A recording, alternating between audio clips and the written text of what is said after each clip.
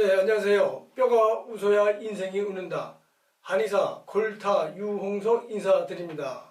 이제 오늘은 고혈압에 대해서 이야기해 보려고 하는데요. 제가 이제 한의사 생활 40년을 하면서 느끼는 두 가지의 큰 명제가 있습니다. 하나는 우리 몸에서 일어나는 모든 통증이나 모든 현상은 다 이유가 있고 그것은 나를 살리기 위한 방법이다. 이렇게 이해를 하고 있고요. 두 번째, 나를 살리기 위해서 필요한 물질은 딱 하나, 바로 혈액이다. 이렇게 이해하고 있습니다. 그것은 왜냐 하면 혈액이 손에 오게 되면 내가 필요한 힘을 쓸 수가 있고, 또 혈액이 위장으로 오게 되면 우리가 밥을 먹었을 때 소화를 또 시킬 수가 있고, 또 내가 보고 싶어도 눈에 피가 와야만이 볼 수 있듯이 혈액은 우리 몸에서 여러 가지의 기능과 구조에 깊은 영향을 주고 있는 물질이 바로 혈액이다. 이렇게 말씀드릴 수 있겠습니다. 그럼으로써 혈액이 잘 돌아가기 위해서는 적정한 압력이 유지가 되어야 하는데요. 그렇기 때문에 고혈압이라고 하는 것은 우리 몸에 전신적으로 펼쳐져 있는 아주 어려운 난제에 속하는 그런 질병이다. 이렇게 말씀드릴 수 있겠습니다. 어쨌거나 간에 혈압을 올려야만이 내가 살 수 있기 때문에 혈압을 올리는 것이기 때문에 여기에서 우리는 혈압이 올라가니까 혈압을 내린다. 이런 생각보다는 왜 혈압을 올릴 수밖에 없는 나의 몸의 구조를 이해하는 것이 좀 더 근본적인 해결책에 가깝다 할 수 있겠습니다.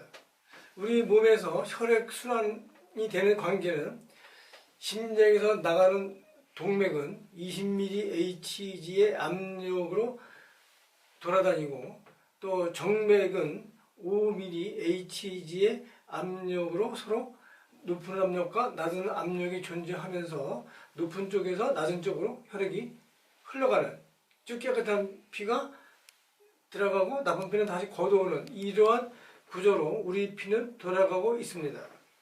즉 이 동맥의 20mmHg와 정맥의 5mmHg의 압력이 잘 유지가 되어야지 아무런 문제 없이 피가 잘 돌아갈 수가 있겠는데, 문제는 이 동맥이든 정맥이든 여기에 어떠한 외부적인 압력이 가해지게 되면 우리가 정상적인 혈액순환을 할 수가 없습니다. 그럼 우리는 왜 그러한 외부적인 압력이 존재하는가에 대해서 먼저 알 필요가 있는데요. 그렇게 하기 위해서는 척추와 근육과의 관계를 먼저 이해하시는 게 빠릅니다. 여기서 이제 보시는 것과 마찬가지로 척추가 틀어지지 않고 근육의 강직 현상이 없다라고 하면 여기에서 보시는 것과 마찬가지로 피의 흐름이 편안하게 흐를 수 있음을 알 수가 있습니다. 하지만 이 혈관을 뼈라든지 근육이 강직이 되고 뼈가 틀어짐에 의해서 그 혈관이 압박을 받는다라고 하면 자연적으로 피가 흐르는 쪽에서 이쪽에 피를 정상적으로 보낼 수가 없기 때문에 누르는 힘만큼 압력을 올려야만이 피가 이쪽으로 통과할 수 있겠습니다. 또 이 압력을 올리는 과정에서 자연적으로 혈압이 올라갈 수밖에 없습니다.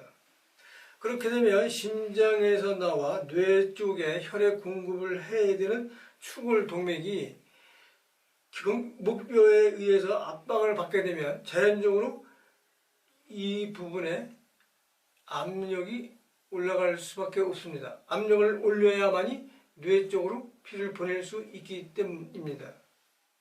네, 또 근육뿐만이 아니라 또 우리 몸에는 아주 중요한 동맥이 하나 있는데요. 그 동맥이 무슨 동맥인가 하면 여기 보시는 빨간색, 이것이 혈관입니다. 즉 심장에서 뇌 쪽으로 피를 공급을 하는 아주 중요한 그 혈관이다 보니까 조물주가 요 동맥만큼은 근육 속이 아니라 뼈 속에다가 지나가게 만들었습니다. 근데 문제는 목뼈가 이게 틀어지게 되면 신경만 누르는 것이 아니라 그 뼈 속을 지나가는 추골동맥을 누를 수밖에 없습니다.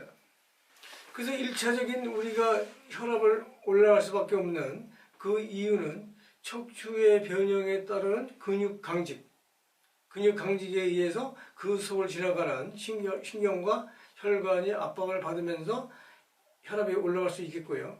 두 번째는 이제 목뼈에 의해서 추골동맥이 압박을 받음으로써 또 혈압이 올라갈 수밖에 없다. 이게 우리가 말씀드릴 수 있겠습니다. 그렇게 됨으로써 2차적으로 또 어떠한 문제가 생기는가 하면 뼈라든지 척추의 변형, 또 목뼈의 변형에 의해서 근육이 강직이 되고 또 혈관에 압박을 받게 되게 되면 혈행의 속도에 변화가 생긴다. 즉 느려지겠죠. 느려지게 되면 혈관 내벽에 여러 가지의 이물질이 끼게 되어 또 그 피를 통과하기 위해서는 또 압력이 올라가야 된다는 또 2차적인 또 문제가 발생하게 되겠습니다. 즉 우리가 나이가 먹으면 누구나가 다 혈압이 올라가는 것처럼 이야기를 하지만 우리가 나이가 먹음으로써 우리 몸이 어떻게 변화가 되느냐 하는 걸 알아야지 우리는 또 나이에 대한 도전과 승리를 할 수가 있을 것입니다. 나이가 먹었다라고 하는 것은 그만큼 중력에 우리가 오랫동안 견디어 왔던 것입니다. 우리는 그 중력과 계속 싸우는 과정에서 키도 작아지게 되고 또 키가 작아지기 때문에 또 척추의 변형도 일어나게 되고 또 척추의 변형이 일어나게 되면 또 근육이라든지 혈관에 대한 압력이 증가가 되는 걸 알 수가 있는데 이것은 다 우리가 오랫동안 중력에 노출되어서 살아온 것이기 때문에 그렇습니다. 즉 우리는 당뇨와 달리 고혈압은 전체적인 문제가 있는 그런 질병이다 라고 하는 것을 알 수 있겠습니다. 그러면 이 혈압의 문제를 어떻게 해야 될 것이냐 하는 문제가 이제 남는데요. 첫째는 부은 등을 피는 것입니다. 등이 붓게 되면 자연적으로 심장과 폐에 압박을 가하기 때문에 심장의 활동성을 더 억제하게 돼서 혈행 속도와 혈액 공급에 문제가 생길 수 있기 때문에 등을 핀다는 것은 굉장히 고혈압을 치료하는데 가장 우선시해야 되는 것입니다. 또 이제 두 번째로는요, 이 척추를 나름 이게 자꾸 아까 척추의 변형에 의해서 근육이 강직이 되기 때문에 척추의 사이사이를 자꾸 늘려주게 되면 근육은 자연적으로 할 일이 없기 때문에 자연스럽게 스스로 강직된 근육이 풀어질 수가 있거든요. 이때 가장 좋은 방법은 척추에 단단한 물체를 대고 붕어 운동을 하는 것입니다.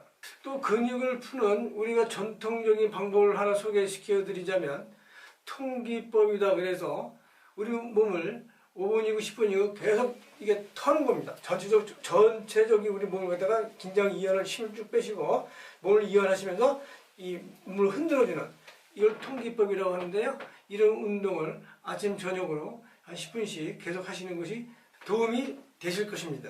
이제 또 그 다음으로 이제 도움이 되는 것이 이제 부항요법인데요. 아까 말씀드린 20mmHg 압력과 5mmHg 압력의 변화가 생기게 되면 그 혈액순환이 잘 안 된다고 말씀드렸는데 그 안 된다는 것이 뭔가 하면 어혈을 만들어내게 되겠습니다. 그래서 그 어혈은 우리 몸에 모이는 장소가 있는데요. 그건 상당히 전문적인 것이기 때문에 우리가 일반적인 분들은 우리가 이제 흔히 하는 부항을 갖다 붙이고 하시는 것이 좋을 것으로 생각됩니다.